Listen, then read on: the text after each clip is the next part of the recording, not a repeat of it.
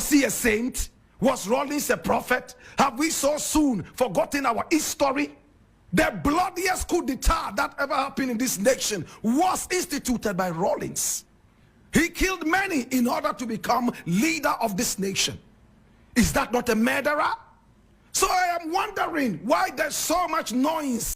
Why can't we speak the truth anymore? What is wrong with us? Zanetor is the daughter of a murderer. That is correct. But does that make her a murderess? No. She cannot inherit the crimes of her father. Do we understand that? But that does not mean she is not a daughter of a murderer. She is. Let us call a spade a spade. Should we call Zanetor the daughter of a pastor or the daughter of a reverend or the daughter of a saint? No. We saw the bloodiest violence in this country in the reign of Rawlings. The person who called Zanetor the daughter of a murderer, was he right or wrong? My brother, my sister, in the days of Rawlings, we suffered terror. Those of you who were not yet born in 1979, we saw horror in this country. People were abducted and killed summarily. We saw judges abducted and set ablaze. My brother, my sister, the mystery of which, my brother, my sister, is still pending in the clouds. Rawlings denied involvement, yet it happened in his regime. In the regime of Rawlings, we saw women in Kajetia market stripped naked and whipped in their vaginas.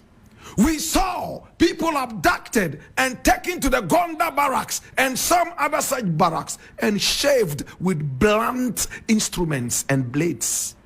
We saw, my brother, my sister, people who were carried away and beaten, most of whom we were told were dead, and carried all the way to the morgue at 37. One of them finally survived. He went on to move into exile and later came back into this country to become a minister of energy. Do we all remember this person?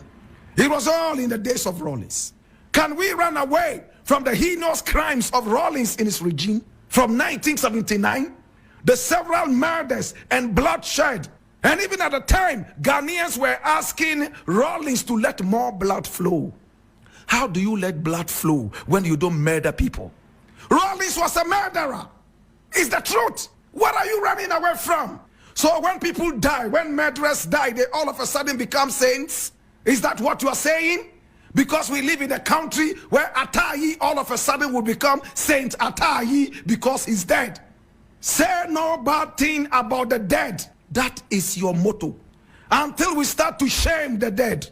Like they did in Belgium when Leopold II died and they threw his dead body right in the middle of the street for people to hoot at and spit at. My brother, my sister, crime and foolishness will never ever stop in this country. Was he a saint? Was Rawlings a prophet? Have we so soon forgotten our history? The bloodiest coup d'etat that ever happened in this nation was instituted by Rawlings. He killed many in order to become leader of this nation. Is that not a murderer? So I am wondering why there's so much noise. That was very harsh.